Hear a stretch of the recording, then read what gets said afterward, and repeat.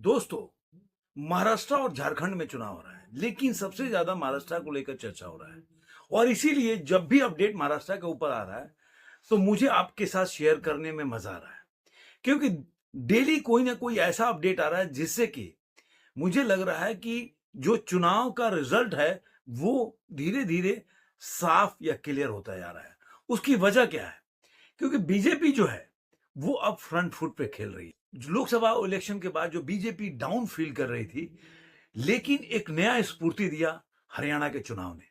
हरियाणा के चुनाव का जब रिजल्ट आया, तो बीजेपी को एक नया बूस्टर डोज मिला, और वो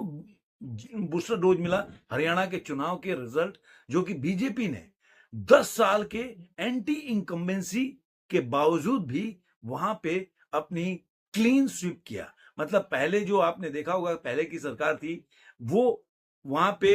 जो गठबंधन की सरकार थी, बीजेपी का गठबंधन था, उसके साथ उन्होंने सरकार बनाया था। लेकिन इस बार उन्होंने क्लीन स्वीप किया और बीजेपी अकेले सरकार बनाई हरियाणा में। ये बूस्टर डोज क्यों मिला? क्योंकि बीजेपी को 2024 का जो लोकसभा के रिजल्ट आया, उसके बाद ये सोचने पर मजबूर कर दिया कि बीजेपी का कोर एजेंडा है क्या चीज। कि बीजेपी 2019 तक बोल सकते हैं ना कि अजय थी, जिसको कोई परास्त करने के बारे में भी सोच नहीं पाता था। जो भी विपक्षी दल थे, वो हमेशा बोलते थे, चाहे 2014 के समय बोलते थे कि कोई मोदी लहर नहीं है। फिर वो 2019 में बोलते थे, देखिए 2014 में मोदी लहर था, लेकिन 2019 में नहीं है। तो वो जो एक कोर एजेंडा था, वहां पे 2019 के रिजल्ट के बाद बीजेपी भटकने लगी, और वो उस पिच पे खेलने लगी जिस पे कांग्रेस चाहती थी कि बीजेपी आकर खेले। और वो अपने जो उनका स्ट्रेंथ होता है ना, हर पार्टी का अपना स्ट्रेंथ होता है, हर व्यक्ति का अपना स्ट्रेंथ होता है, हर इंस्टीट्यूशन का अपना स्ट्रेंथ होता है। जब आप अपनी स्ट्रेंथ को भूलकर और दूसरे को फॉलो करने लगो, दूसरे की नकल करने लगो, तो जो आपका बोल सकते हैं ना कि जो बाय डिफॉल्ट आपका जो स्वभाव नहीं है, फिर आपका हारना तय है। अब आप मान लीजिए कि आप क्रिकेट अच्छा खेलते हैं, कोई आपका पड़ोसी फुटबॉल में अच्छा खेलता है, तो आप फुटबॉल को फॉलो करना शुरू करें, फुटबॉल सीखना शुरू करें खेलने के लिए, तो ना क्रिकेट आप अच्छी तरह से खेल पाएंगे ना फुटबॉल, क्योंकि वो व्यक्ति फुटबॉल खेलने में माहिर है आपका पड़ोसी। इसलिए आपको अपने ही पिच पे खेलना चाहिए। और ये 2024 का चुनाव था, जब पूरी तरह से इस पे मंथन किया गया, तो उनको बाद में पता चला कि नहीं, जो हमारा कोर एजेंडा था, हम कहीं ना कहीं उससे भटक गए। जिस जो हमारे मुख्य रूप से जो हमारी सीट कम हुई, उसका मुख्य कारण था, उसका मुख्य कारण था कि हमें हिंदुत्व का जो मुद्दा था, जो बीजेपी के कोर वोटर थे, जो हमेशा बीजेपी के साथ खड़े रहते थे, क्योंकि उनको हिंदुत्व पसंद था और बीजेपी को इसलिए वोट देते थे। लेकिन बीजेपी सबको साधने को लेकर कि भाई चलो हिंदुत्व तो हमें वोट देता ही है, हम उनको उन सेकुलर लोगों को भी साधें जो हमारे विरोधी रहे, और उसी चक्कर में जो अपना कोर वोटर है वो छूटता गया, और वो तो वोट देने को तैयार नहीं है। आपको पता होगा कि कहीं भी आप जाएंगे, तो जो उनके विरोधी हैं, चाहे मुस्लिम वो मतदाता हो या ऐसे लोग हों जो उनको वोट नहीं करते, जो बीजेपी जो है पासमानदा मुसलमानों के लिए, मतलब उनके लिए बहुत से काम किए, जिसकी वजह से पासमानदा मुसलमान उनको वोट दे सके। लेकिन जहां जहां भी चुनाव हुआ, वहां पे बीजेपी को 2 से 3%, मैं तो कह रहा हूं कि कई जगह 500-500 में 2-3 ही वोट पड़े। तो ये रिपोर्ट में जब आया, तो उनकी आंखें खुली कि जितना भी वो पासमानदा मुस्लिम के लिए उन्होंने काम किया, लेकिन उनके वोट जो है उसमें तब्दील नहीं हो पाए कि बीजेपी को वोट कर सके।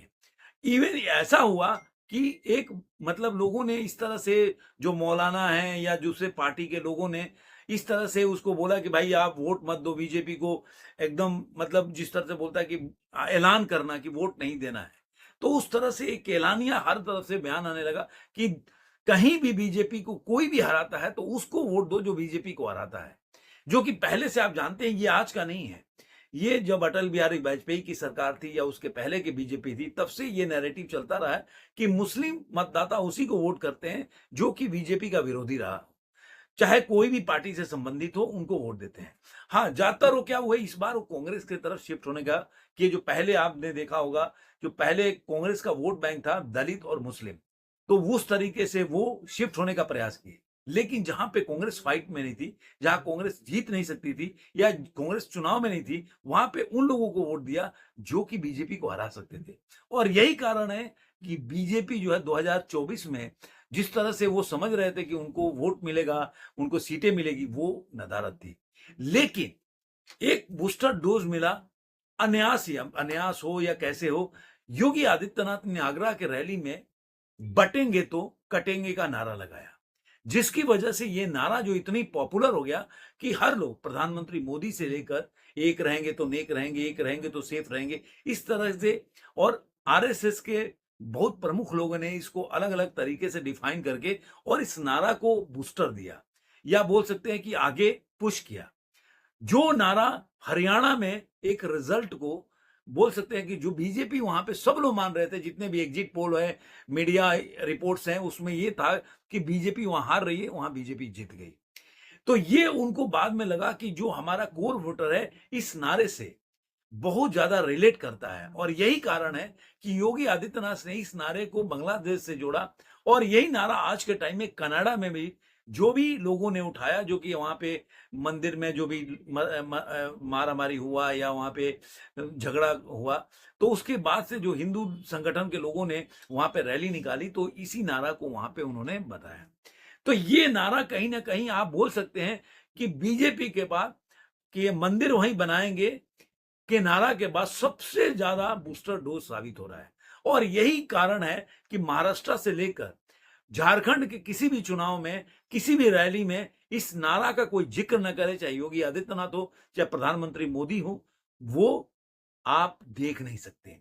क्योंकि हर लोग इस नारे को बोलते ही बोलते हैं अपने रैली में। और यही कारण है कि महाराष्ट्र में भी आपको सिनारियो बदलते हुए दिख रहा है। जो 2 महीना पहले तक ऐसा लग रहा था कि महाराष्ट्र में महाआघाड़ी को एज है, महाआघाड़ी जीत सकती है, वो क्योंकि लोकसभा में आपने वोट प्रतिशत देखेंगे और महाआघाड़ी काफी आगे थी बीजेपी से, तो वो आपको उससे एक